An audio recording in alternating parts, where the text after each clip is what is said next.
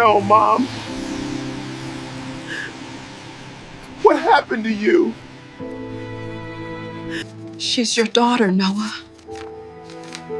I had a child? And you were never there. There's a seat for you, if you still want to be my father. More than anything. The taxi had barely stopped at the red light when Noah Bennett saw an elderly woman huddled beneath the flickering shelter of a city bus stop, her thin hands shaking around a torn plastic bag. Her coat was too light for the November wind. Her shoes were wet through. He looked once, then twice, because his mind refused to believe what his eyes already knew. The woman trembling in the cold, with grey hair pressed flat against her face and shame in her eyes, was his mother. Welcome to today's story. If you enjoy emotional drama and shocking twists, don't forget to like this video and subscribe for more unforgettable stories. And before we begin, let me know where you're watching from in the comments. Just 6 hours earlier, Noah had landed in Cleveland with a smile on his face and a gift in his carry-on. He had spent the flight imagining his mother's reaction. Lorraine Bennett was 71 now, a widow for more than half Noah's life. The woman who had cleaned motel rooms and worked overnight shifts at a nursing home so her only son could make it through engineering school without drowning in debt. She had never asked him for anything, not when he took his first job overseas, not when the promotions came, not when his salary tripled, not when he began sending money home every month and bought her a small brick house in the same neighborhood where he had grown up. She only ever said the same thing. Save your money, baby. I'm fine. But Noah knew she wasn't fine. She was getting older, slower, more forgetful on the phone, so this trip had been a surprise. He had flown home from Dubai after nearly 4 years away, planning to spend Thanksgiving with her. He had even bought her a new SUV because she kept insisting her old Buick still ran just fine even though it broke down twice last winter. He was supposed to pull into her driveway and watch her cry when she saw him. Instead, "Stop the car," Noah said. The driver looked startled. "Sir, stop the damn car." He was out before the taxi fully halted. The wind slapped cold against his face as he ran. The woman looked up at the sound of his footsteps. And for one terrible second she tried to hide her face, like she was ashamed to be seen. "Mom?" Her eyes widened. "Noah?" He dropped to his knees in front of her. "Oh my God, Mom, what are you doing out here?" Lorraine's lips trembled. "Baby, what are you doing here?" He stared at her. She was thinner than the last time he'd seen her. Much thinner. Her cheeks had hollowed, her skin looked papery. There were dark circles under her eyes, and there was something worse than the cold in her face, fear. She tried to smile. "I'm all right," she whispered. "Bus is late, that's all." Noah looked around at the empty shelter, at the torn grocery bag by her feet, at the blanket rolled beneath the bench. Then he looked back at her. "No," he said softly. "No, you're not." She opened her mouth to protest. Then her knees buckled. Noah caught her before she hit the pavement. The emergency room doctor had kind eyes and a tired face. He shut the curtain behind him and sat across from Noah with a clipboard in hand. "She's stable," he said first. Noah exhaled so hard it hurt. "But your mother is dehydrated, malnourished. Her blood pressure is dangerously uncontrolled." Noah stared. "What?" The doctor lowered his voice. "She told us she hasn't had her medication in months." That sentence hit harder than it should have. Noah blinked. "That can't be right. I send her money every month. More than enough for medication." The doctor looked at him for a long second, then said carefully, whatever support arrangement was in place, it wasn't reaching her. And suddenly Noah felt something cold move through his chest. He stepped into the hallway and pulled out his phone. Denise, his cousin, his mother's niece. The woman Noah had trusted to help keep an eye on things while he was overseas. She lived nearby, handled errands, checked in on Lorraine, managed the household bills from the account Noah funded every month. He called, straight to voicemail. He called again, voicemail, again nothing. By the time Noah returned to the room, Lorraine was awake. She looked small in the hospital bed, smaller than he had ever seen her. He sat beside her and took her hand. It felt fragile. "Too slight, too cold, Mom," he said quietly. "Tell me what happened." She stared at the blanket. "Nothing happened." He swallowed hard. "You were sleeping at a bus stop." Her eyes filled immediately. That broke him more than if she had screamed. Because Lorraine Bennett had spent her whole life refusing to cry in front of people. "Please," Noah whispered, "tell me the truth." She stayed silent so long he thought she wouldn't answer. Then she said, barely above a whisper, I didn't want you to worry. He closed his eyes. That was the thing about good mothers. Sometimes they broke their own hearts trying not to burden their children. No more protecting me, he said. No more pretending. Tell me. Lorraine's fingers tightened weakly around his. She said the house wasn't mine anymore. Noah went still. What? Lorraine's voice shook. She had papers, said I signed them. A tear slipped down her cheek. I didn't understand what I was signing, Noah. She said they were insurance forms. Then one day the locks were changed. He stared at her. Every sound in the room seemed to disappear. Denise did this? Lorraine nodded once. She said I was confused, said I needed supervision, told the neighbors I was declining. His jaw clenched so hard it hurt. And you didn't call me? Her answer came soft. Broken. She said you were too busy building your life to come back for an old woman who couldn't even keep track of her own paperwork. Noah looked away because for 1 second he could not let her see what was on his face, the shame, the rage, the unbearable realization that while he had been building towers overseas and congratulating himself for taking care of his mother, she had been slowly disappearing right here at home. He sat there with his forehead pressed to clasped hands until his breathing steadied. Then he looked up. You're never sleeping outside again, he said. Lorraine gave the faintest nod. A nurse entered a few minutes later with Lorraine's personal belongings in a clear hospital bag. Found these with her, she said gently. Noah thanked her and set the bag beside the bed. Lorraine drifted off soon after, exhaustion finally pulling her under. Noah sat alone in the dim hospital room while machines beeped softly around him. He opened the bag to organize her things. A worn wallet, a scarf, a half-empty pill bottle. Then his hand touched something stiff. He frowned and pulled it free, a photograph. It was old but carefully kept. In it, Lorraine stood smiling on a front porch beside a young woman Noah had never seen before. The girl looked around 20, dark hair, sharp eyes. Beautiful in a way that felt strangely familiar. On the back, in his mother's handwriting, were 6 words that made the blood drain from his face. My Ava, don't let him miss her again. Noah stared at the photo, then slowly turned toward his sleeping mother, and for the first time that night he understood. Whatever Denise had done to Lorraine was only part of the truth. Something much bigger had been buried in this family, and his mother had just left the first crack in the ground. Noah did not sleep. He sat in the hard plastic chair beside his mother's hospital bed until dawn washed the window gray, the photograph still in his hand. Every few minutes he turned it over and read the same 6 words again. My Ava, don't let him miss her again. The handwriting was Lorraine's. He knew every curve of it. The way she looped her eyes, the pressure she used on capital letters. There was no chance she had written it by accident. No chance she had confused the name. A nurse came in just after 6 to check Lorraine's vitals. Noah stood and stepped aside automatically. He looked like a man who had been awake too long, shirt wrinkled. Eyes red, shoulders tight enough to crack. You should eat something, the nurse said gently. He nodded, but he did not move. When she left, Lorraine stirred. Her eyes opened slowly, then found his face. For a second she looked frightened, as if she had forgotten where she was. Then she saw the photograph in his hand and all the color drained from her face. Noah did not raise his voice. Who is Ava? Lorraine looked away at once. You need breakfast, Mom. It's early. Who is she? The silence that followed felt older than the room, older than the machines, older than Noah's anger. Lorraine's hand moved across the blanket in a weak, restless motion, smoothing fabric that did not need smoothing. She's just someone I was helping.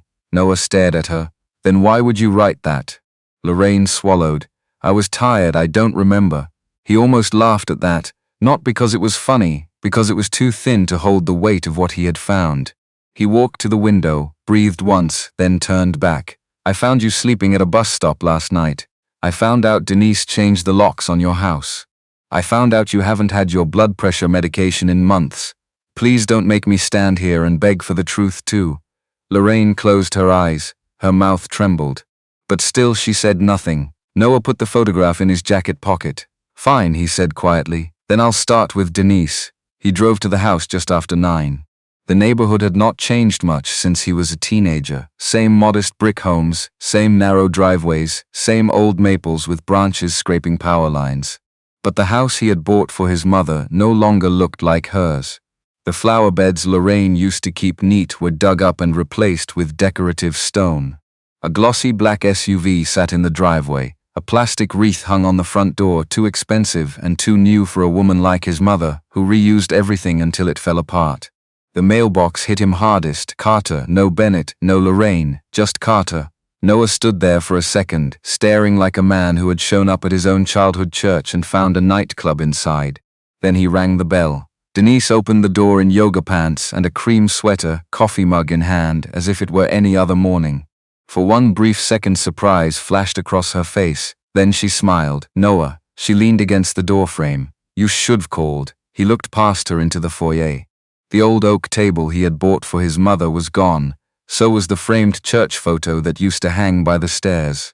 In their place stood a mirrored console and a giant abstract painting that meant nothing to him.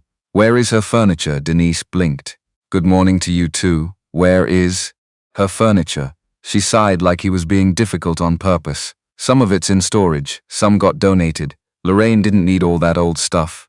Noah felt the back of his neck go hot. She was sleeping outside. That made Denise set down the mug. She what? She was sleeping at a bus stop in 38-degree weather.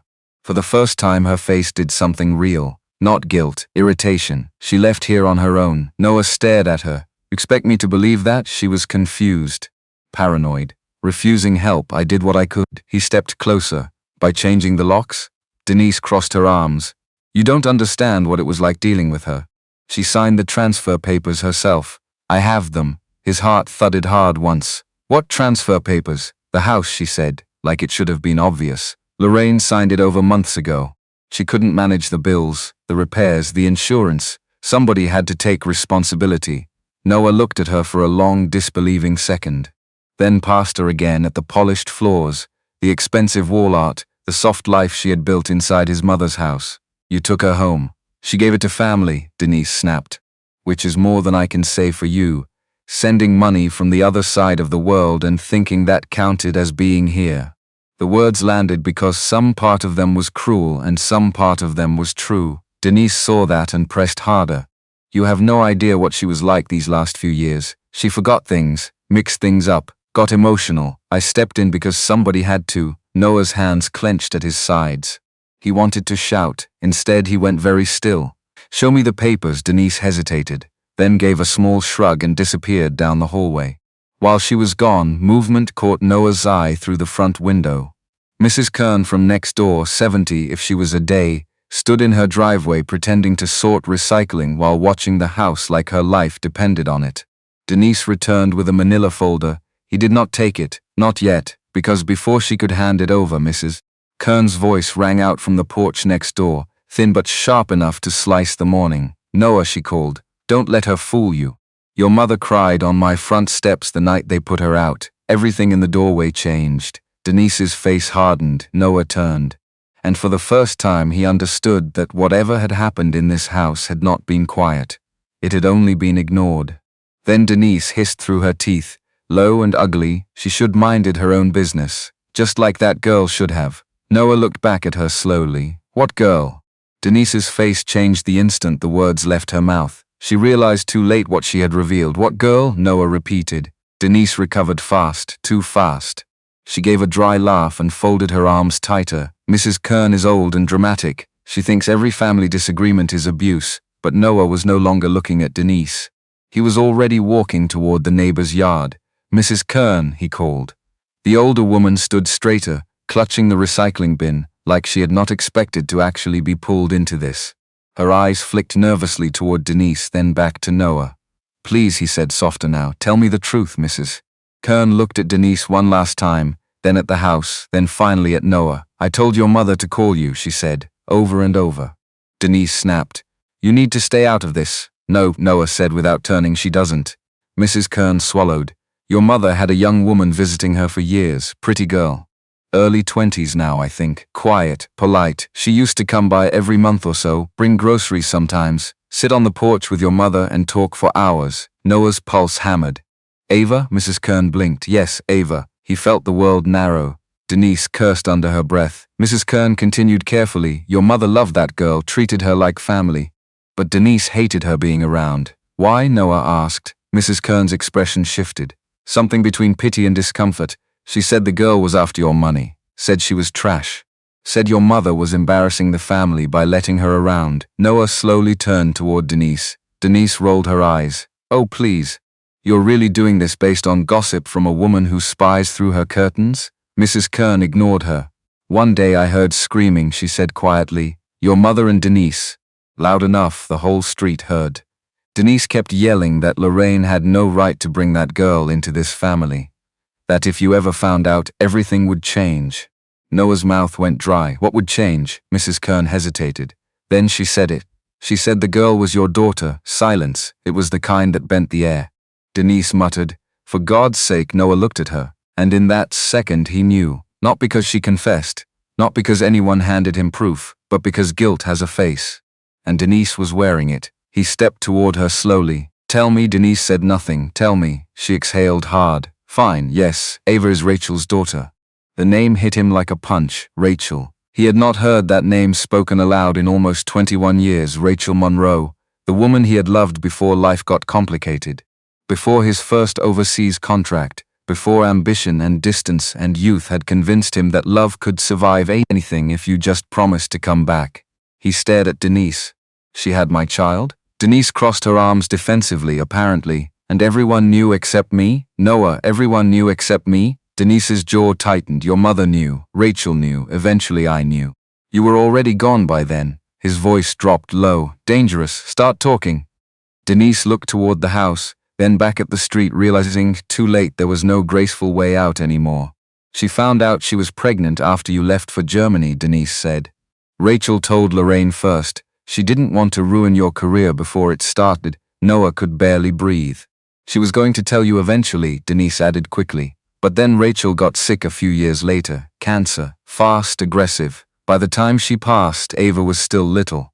Lorraine stayed involved, helped where she could. Noah's voice cracked. You knew I had a daughter. For 20 years, Denise threw up her hands. What did you want me to do? Track you down every 5 minutes while you were hopping countries? Your mother made her choice. No, he said. You helped her keep it. Denise's expression hardened. She thought she was protecting you. You were finally successful, finally free of all the mess this family dragged you through. She didn't want some child showing up and changing everything. Noah stared at her, his daughter. His daughter had existed in the world for 20 years. First steps, first day of school, first heartbreak, first everything. And he had missed all of it, not because he walked away. Because no one told him he had something to stay for. He took one step back, then another, as if the ground itself no longer felt steady. Mrs. Kern's voice softened. Your mother loved that girl, Noah. I know she did. Whatever mistakes she made, she was trying to care for her. He nodded once, barely hearing her. Then he looked at Denise again. Where is Ava? Denise hesitated. That was all he needed to see. Where is she? I don't know. He stepped closer. Don't lie to me again. She moved around a lot, Denise snapped. Waitressing jobs, cheap apartments, community college on and off. I haven't seen her in months. You threatened her, didn't you? Denise's silence answered. Noah's voice went cold. What did you do? She needed boundaries, Denise said. She kept showing up. Lorraine kept giving her money. Money you sent. Your mother was obsessed with her. She would have handed that girl half your life if I let her.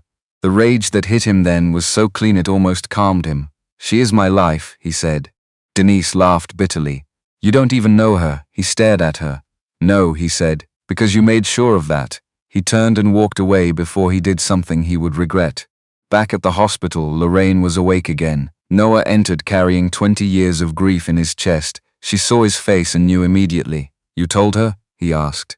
Lorraine began to cry before he finished the sentence. He sat beside the bed, not trusting himself to stand. You let me live 20 years not knowing I had a daughter. Her voice shook. I thought I was doing right by you. How you had just escaped everything this family was. Debt, struggle, smallness. You were finally building a life. Rachel begged me not to tell you until things settled. Then she got sick and Lorraine broke off, crying harder now. Then she died before we could figure out how to tell you. Noah pressed his hand over his mouth. I tried later, she whispered. God, I tried. But then years passed and every year it felt harder. Every year it felt crueler. And then Ava got older and started asking why you weren't there and I didn't know what to say anymore. He closed his eyes. Where is she now? Lorraine shook her head. I don't know exactly. The words landed like ice. She stopped coming a few weeks ago, after Denise went after her. Noah looked up sharply. What do you mean went after her? Lorraine reached trembling fingers toward the drawer beside her bed. Her address, she whispered. Last place I knew she lived. He opened the drawer. Inside was a folded piece of paper, and beneath it a birthday card, unopened. On the front, in childish handwriting, it said, "To my dad. Even if you never read this." Noah stopped breathing. Noah sat in his car outside the hospital parking garage for nearly 10 minutes before he could make himself open the birthday card. His hands were shaking. The envelope had yellowed at the edges. The corners were bent soft with age, like it had been handled over and over and never thrown away. On the back, in small handwriting, was a date. Ava had been 8. He opened it carefully. Inside was a folded sheet of pink paper with little silver stars on it. The handwriting was uneven, the kind children used when they were trying very hard to make every letter perfect. "Dear Dad, Grandma says you work far away and build big things. She says you're smart and kind and busy. I hope you like chocolate cake because I had some for my birthday and saved you a piece in the freezer, but Grandma said it won't stay good until you come. I asked if you know about me and she cried. I think maybe that means you don't. That's okay, maybe one day. Love." Avanoa lowered the letter and stared through the windshield until the words blurred. He had sat in business class seats and signed million-dollar contracts and flown across oceans while his daughter learned to write his name in birthday cards she thought he would never read. He folded the paper back with trembling hands and reached for the address Lorraine had given him. The apartment building sat on the east side of the city, in a neighborhood full of old brick walk-ups and corner stores with bars on the windows. It was not dangerous, just tired, the kind of place where people worked hard and still stayed behind on rent. Apartment 3C. Noah climbed the narrow stairs 2 at a time. When he knocked, no one answered. He knocked again. Nothing. An older man opened the neighboring door halfway and peered out. "You looking for Ava?" Noah turned. "Yes." She moved out. His stomach dropped. "When?" 3 weeks maybe. The man scratched his chin. "Landlord got on her for late rent. She left in a hurry. Do you know where she went?" The man shook his head, then hesitated. "She used to work down at Maple's Diner on Euclid, night shift, might still." Noah thanked him and left before his legs gave out.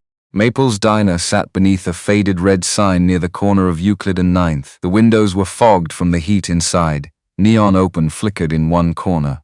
He stood outside for a second with his hand on the door, then went in. The place smelled like coffee, fryer oil and syrup. A few late lunch customers sat in booths. Country music played low from a radio somewhere near the kitchen. Then he saw her. She was carrying 2 plates toward a booth by the window, and the whole world seemed to narrow. She had his eyes, that was the first thing. The same dark blue, the same slight downturn at the corners when serious. Then the way she tucked loose hair behind her ear while balancing plates. The exact way Rachel used to do it. She was beautiful in the plain, exhausted way people often are when life gives them no time to care about being beautiful. She looked 20, maybe 21. Noah stood frozen. The waitress at the counter noticed him staring. "Seat yourself on." He did not move. Ava turned then, their eyes met, and Noah knew instantly she knew who he was. There was no confusion in her face, no polite stranger's smile, no awkward uncertainty, just recognition and something colder. She set the plates down carefully, said something brief to the customers, then walked toward him. Every step felt unreal. When she stopped in front of him, she folded her arms. "So," she said, "you finally came." Noah's throat tightened. "You know who I am." A bitter laugh escaped her. "Grandma kept your picture in her kitchen for 15 years. Hard to miss." He stared at her. "I didn't know." Her expression did not move. "That's convenient." "No, listen to me." He stepped forward. "Ava, I swear to you, I never knew you existed." She looked at him for a long moment, then shook her head. "You don't get to do this." "Do what?" "Show up after 20 years and act shocked." Her voice stayed low, but every word hit like glass. "Do you know how many nights I sat in my room wondering what was wrong with me? Wondering why my father could live his whole life without even wanting to meet me?" His chest caved in. "I didn't know," he said again, weaker now. "Your grandmother told me yesterday." Ava laughed once, sharp, disbelieving. "Yesterday," he nodded. "She hid it from me." "Rachel hid it. They thought, I know what they thought." Ava cut in. "Grandma told me. They thought you were too important to burden." He flinched. "That wasn't right." "No," Ava said. "It wasn't." For a second her face cracked. Only a second. Enough for him to see the hurt beneath the anger, the younger version of her, the child version. The one who had waited for birthday cards and phone calls and fathers who never came. Then she sealed it back up. "I'm working," she said. "You need to leave." "Ava, please." "No, let me explain. You can explain to yourself why it took 20 years for anyone in this family to tell the truth." She turned, then stopped, reached into the apron pocket at her waist, pulled out a small cardboard box tied with fraying ribbon, and shoved it into his hands. "Grandma kept those," she said without looking at him. "Said one day you'd deserve to read them." Then she walked back toward the kitchen. Noah stood in the diner doorway holding the box like it weighed 100 pounds. He sat in his car before opening it. Inside were birthday cards, dozens of them, different colors, different years, different handwriting as Ava got older. Some had stickers, some had childish drawings. Later ones had no decorations at all. He opened the top one, age 10, "Dear Dad, I got picked for the school choir today. Grandma says maybe I got my voice from Mom. I don't know if I got anything from you." Another, age 13, "Dear Dad, a boy asked why I don't have a father at career day. I told him mine builds things overseas. That sounded better than saying I don't know why he doesn't want me." Another, age 16, "Dear Dad, I stopped asking Grandma if you're coming. It makes her cry. So I just pretend I don't care now." Noah broke, not loudly, not dramatically. He bent over the steering wheel with the box in his lap and cried the way grown men cry when grief arrives too late to fix what caused it. By the time he looked up again, the diner doors had swung open. Ava was outside, not walking toward him, walking fast toward the bus stop. Her face was pale. Her phone was pressed to her ear. Then she stopped dead on the sidewalk, looked across the street, and Noah followed her gaze. A black SUV idled at the curb. Denise was behind the wheel, watching her. Ava froze on the sidewalk. Her whole body changed in 1 second. The anger she had shown Noah inside the diner was gone. What replaced it was older than anger. Sharper. The kind of fear people carried only after being pushed too many times. "No," she whispered under her breath.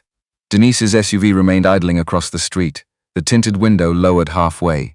A hand waved, mocking, casual, like she had every right to be there. Noah was out of his car before he fully understood he was moving. "Ava." She spun toward him, panicked. "Don't go over there." But he already was. Denise saw him coming and sat up straighter behind the wheel. Her smile vanished the moment Noah reached the driver's side. "What the hell are you doing here?" he said. Denise gave a little shrug. "Driving. You were following her. She works in public, Noah. Public places exist." He leaned closer, voice low enough that only she could hear. "If you ever come near her again, I will bury you in every court this state has." For once, Denise's expression flickered. Not fear exactly, but caution. Then she glanced past him at Ava and smirked.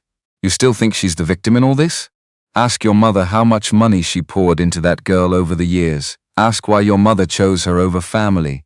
Then Denise drove off. Noah stood in the street breathing hard. Behind him, Ava had not moved. He turned slowly. "She's been doing that for weeks?" he asked. Ava looked away. "Sometimes she parks outside work, sometimes outside my apartment. Sometimes she just calls from blocked numbers and breathes." Rage surged through him so fast it almost made him dizzy. "Why didn't you call the police?" She laughed without humor. "And say what? My rich aunt is driving past my job being creepy." He stared at her, then finally saw it, not just the anger, not just the hurt, exhaustion. The kind people wore when life had taught them that help was often too expensive, too slow, or too humiliating to ask for. He softened his voice. "You shouldn't have had to deal with that alone." Something in her face shifted, only slightly. Then she shook her head. "You don't get to say things like that yet." "Fair enough," he nodded once. "You're right." That seemed to surprise her. Most people Noah had learned fought hardest when they were guilty. They defended, explained, tried to force forgiveness before they had earned even the chance to ask for it. He did none of that. He simply said, "But I can help now if you'll let me." Ava studied him, then gave a small, bitter smile. "Can you?" He did not answer with promises, he answered with action. That afternoon Noah hired an attorney. By evening he had met with a specialist in elder exploitation cases, a sharp woman named Melissa Grant, who listened without interrupting as he laid everything out. The forged transfer papers, the medical neglect, the eviction, the stalking, the hidden daughter, the financial control. When he finished, Melissa sat back in her chair and said, "If what you're describing is accurate, your cousin may have exposed herself to civil and criminal liability." Noah nodded once. What do you need from me? Proof.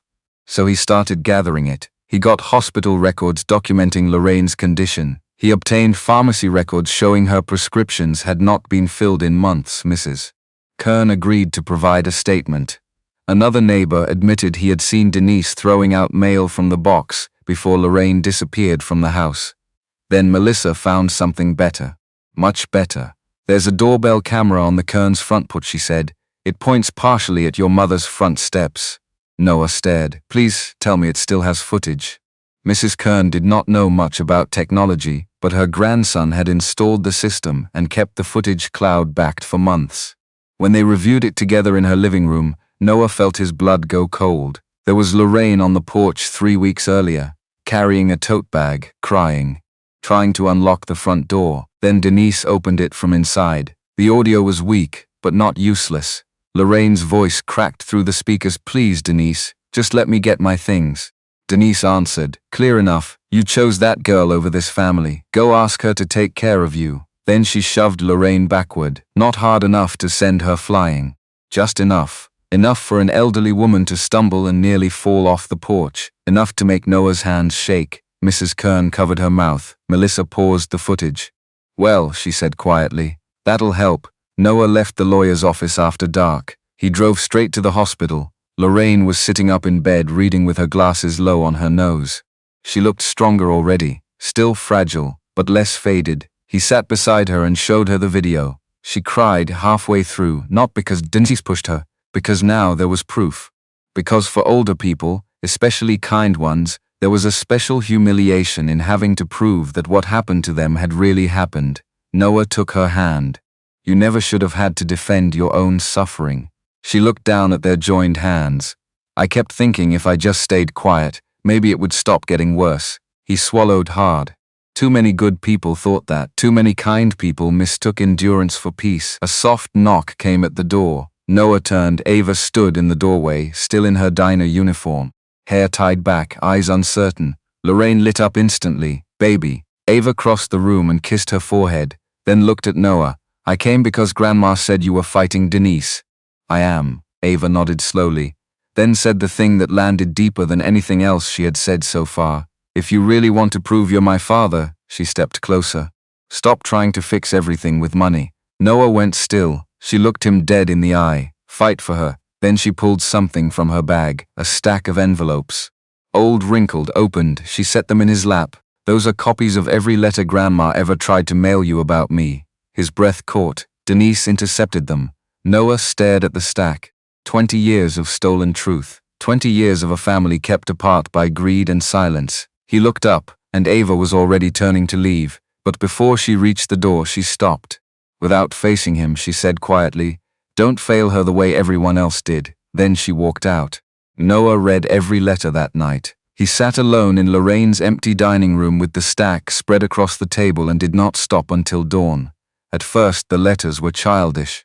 Misspelled words, crayon drawings, questions about whether he liked dogs or pancakes or birthdays. Then the handwriting matured. The questions changed. Why didn't you want me? Did Mom hate you? Did I do something wrong before I was even born? By 16, the letters had become shorter, harder. I stopped telling people my dad works overseas. It sounds less pathetic to just say I don't have one. At 19, Grandma says I have your temper. I wish I had your courage too.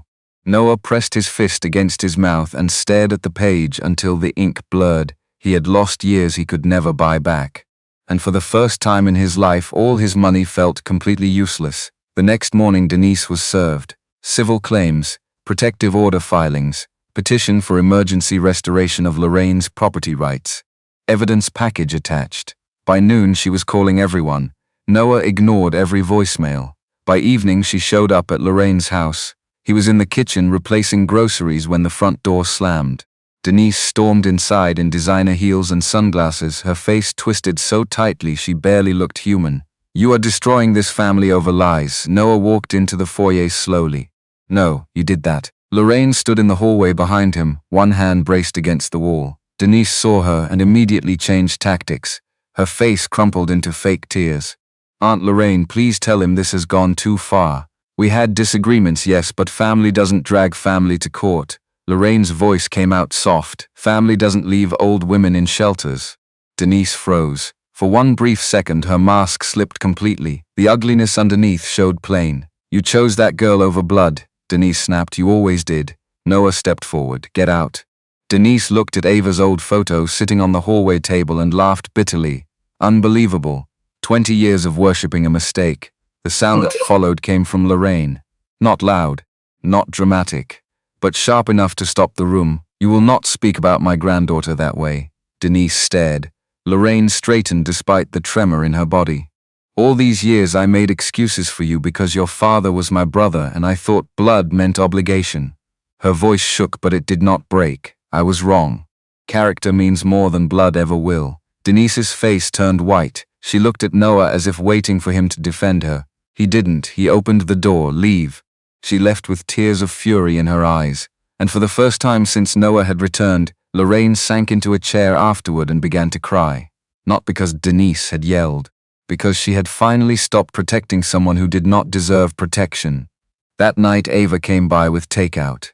Noah opened the door and saw surprise flicker across her face when she realized he was still there. You live here now, she asked. No, he said, just helping. She gave a tiny nod and walked in. Dinner was awkward, painfully so. Lorraine tried too hard to make conversation. Noah kept wanting to speak and stopping himself. Ava answered in short sentences and focused on her food. But halfway through the meal, Lorraine asked Ava to get more iced tea from the kitchen. The moment Ava left the room, Lorraine leaned toward Noah. She is scared to want you. He swallowed. I know. She spent her whole life teaching herself not to need what wasn't coming. That sentence stayed with him long after dinner ended. A week later, Noah found out Ava's landlord was trying to evict her, not because she had failed to pay. Because Denise owned the building through an LLC. He stood in the leasing office holding the paperwork while Ava stared in stunned silence. She bought the building? Noah said. The manager shifted awkwardly. Recently, Ava laughed once. A broken sound, of course she did. Noah turned to the manager. How much to buy the property? Ava's head snapped toward him. No, he stopped. The manager named the number. Noah could pay it before lunch. Ava grabbed his arm outside before he could answer. I told you not to do that. She's trying to make you homeless. And you think buying my apartment building fixes what? Her eyes burned. You cannot purchase your way into being my father. He stood there, stunned. People around them kept walking. Cars passed. The city moved on. But Ava's voice cut through all of it. You know what I needed growing up? She pointed at his chest. Not money. Not some rich man swooping in 20 years late. I needed someone to show up. He had no defense, none. So he said the only honest thing. You're right, that threw her off. Again he took a breath. I can't undo what you lost. I can't fix 20 years by throwing checks at the problem. His voice stayed low. But if someone is hurting you now, I'm not standing by and pretending restraint makes me noble. Ava's anger faltered, just slightly. Then she looked away. She's doing this because she knows Grandma chose me. No, Noah said quietly. She's doing this because cruel people panic when they lose control. Ava stared at him. He handed back the eviction notice. I won't buy the building unless you ask me to. Her expression changed. For the first time, she looked at him not as a stranger, not as a villain, not even as a disappointment, just as a man trying very hard not to make the same mistake twice. 3 days later, Denise was arrested. Not dramatically, no handcuffs in front of cameras. Just a quiet warrant served for elder financial abuse, unlawful eviction, harassment, and evidence tampering tied to intercepted mail. Noah got the call while sitting with Lorraine on the porch. Lorraine closed her eyes when he told her, then whispered, God help her. Noah looked at her in disbelief. She did all that to you. Lorraine stared out at the yard. Yes, she said softly, and becoming that kind of person is punishment already. That night Ava came over. She stood on the porch after dinner while Noah walked her to her car. She hesitated, then said quietly, Grandma told me you used to build triads when you were a kid. He blinked. Bad ones. A tiny smile touched her mouth. My son would probably like one of those. Everything in Noah stopped. He looked at her. Your son? Ava nodded once, then opened the back door of her car. A little boy, maybe 4 years old, sat asleep in a booster seat with curls falling over his forehead. Noah stared like the earth had shifted beneath him. Ava watched his face carefully, then said the words that changed everything again. This is Liam. She paused. Your grandson. Noah stared into the back seat of the car as if language had temporarily left him. The little boy slept with one hand curled around a stuffed dinosaur. His cheeks were flushed from sleep. His shoes were scuffed at the toes. There was dried juice on the front of his shirt. He looked impossibly ordinary, and somehow that made it hit harder, a whole human being. A whole little life. Another branch of his family he had not known existed. Noah looked up slowly. How old is he? 4. Another 4 years gone, another entire life stage missed. He swallowed hard. Does he know about me? Ava leaned against the car door and folded her arms. He knows Grandma Lorraine. He knows I had a dad who wasn't around. She paused. That's about it. Noah nodded, trying to hide the way those words sliced through him. His father? Ava's expression closed immediately, not in the picture. He did not push. He had lost the right to demand anything personal a long time ago.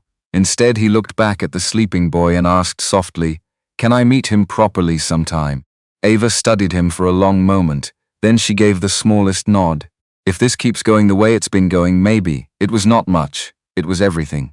The next Saturday, Ava brought Liam to Lorraine's house for lunch. Noah had not slept the night before. He had negotiated mergers with hostile boards, spoken in front of thousands, handled rooms full of people waiting for him to fail.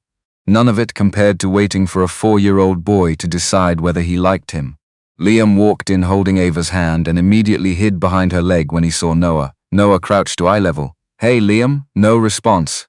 He held up the badly wrapped box in his hand. "I brought a peace offering." Liam peeked out. "What's that?" "A dinosaur puzzle. Because your mom said you like dinosaurs."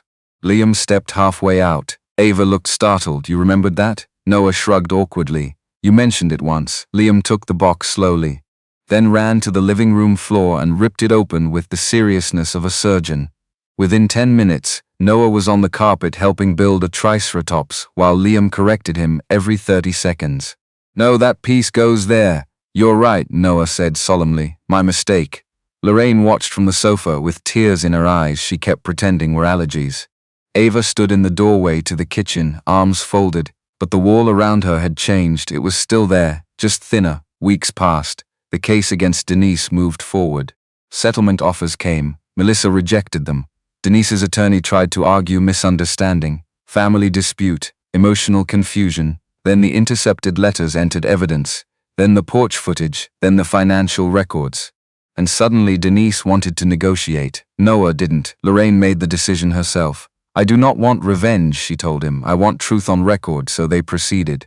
At the hearing, Denise sat in tailored clothes beside her attorney and cried at strategic moments. The judge was not moved. The ruling was clear: restitution, protective orders, permanent removal from any authority over Lorraine's affairs, civil damages for unlawful eviction and financial exploitation.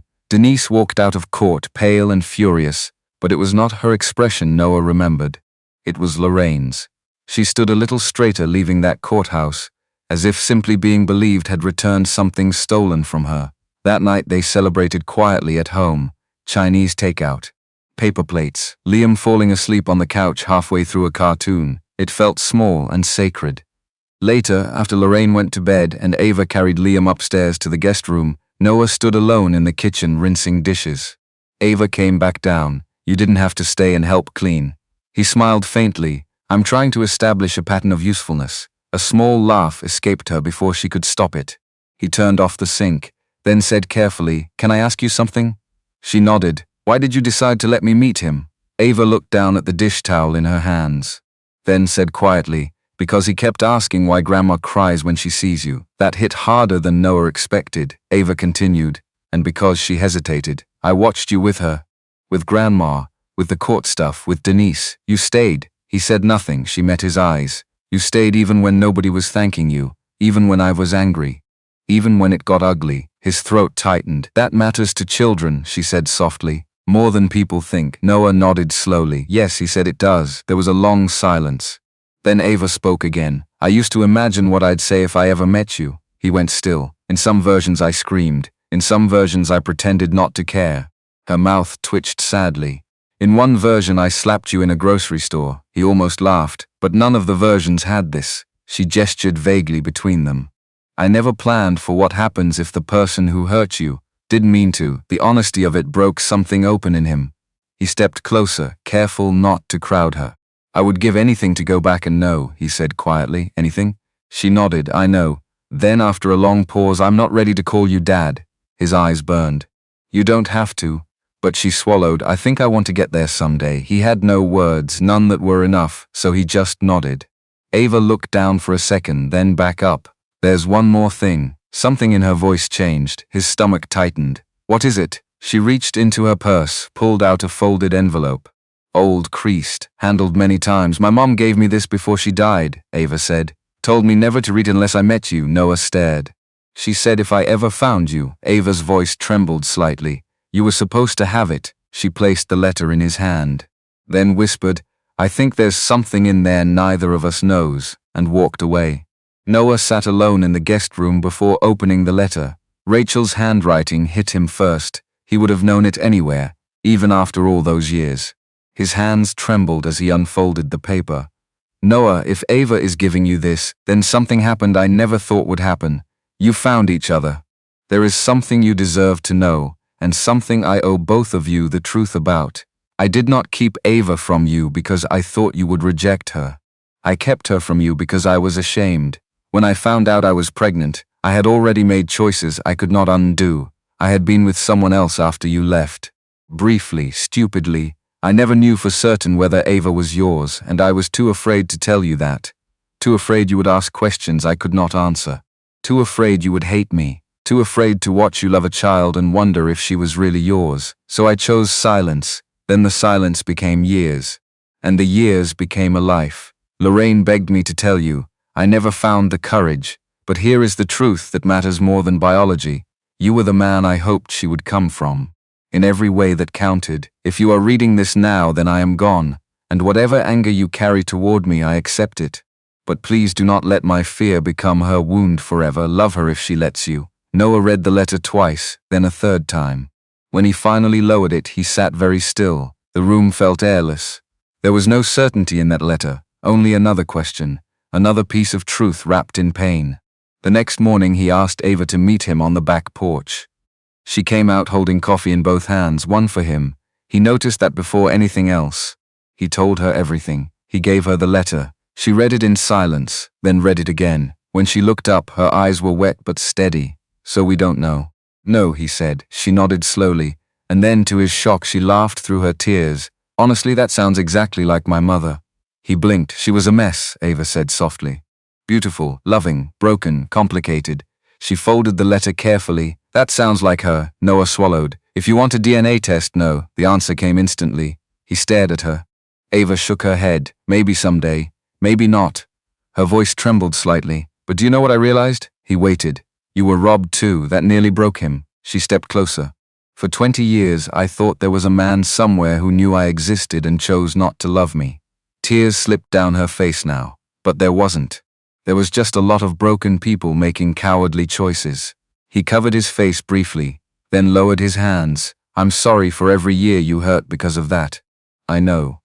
A long silence passed between them. Then Ava looked him in the eye and asked the question that mattered more than any test ever could. If a piece of paper someday says we're not biologically related, her voice shook. Would you leave? Noah answered before she finished breathing. No, no hesitation, no pause. Not for anything. Ava broke then. Not dramatically, not all at once. Just the slow collapse of someone who had spent too many years bracing for abandonment. She stepped into him, and he held her while she cried against his shoulder, like the child in all those letters who had waited by windows and birthdays and empty mailboxes.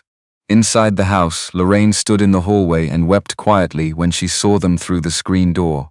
Months later, Noah sold the penthouse in Chicago. He moved permanently. Not into Ava's life like a man trying to reclaim lost time with grand gestures, but slowly, properly. He showed up, school pickups when Liam was sick, Saturday grocery runs, fixing the broken cabinet in Ava's apartment, teaching Liam how to hammer crooked nails into scrap wood in the backyard. The first time Liam called him Grandpa, Noah had to turn away and pretend he had dust in his eye. The first time Ava called him Dad, it happened by accident. She was in the kitchen, distracted, laughing, talking over her shoulder. Dad, can you grab? She froze. The room went still. Noah turned. Ava stared at him with one hand over her mouth. Then she whispered, embarrassed and tearful, all at once. I didn't mean to. Yes, he said, voice breaking. You did. she cried. He cried. Lorraine cried from the table because at that point crying had simply become the family hobby, and in that ordinary little kitchen, with a child laughing in the next room, and sunlight across the floor and no secrets left alive enough to poison them anymore, something long broken finally settled into place. Noah never learned for certain what a DNA test would have said. In time, none of them cared enough to find out, because blood could begin a family. But it was truth, sacrifice, forgiveness, and showing up again and again that made one real. And after losing 20 years to silence, Noah never missed another day he did not have to. If this story stayed with you, let me know in the comments what part touched you most, and if you believe family is built more by blood or by the people who choose to stay.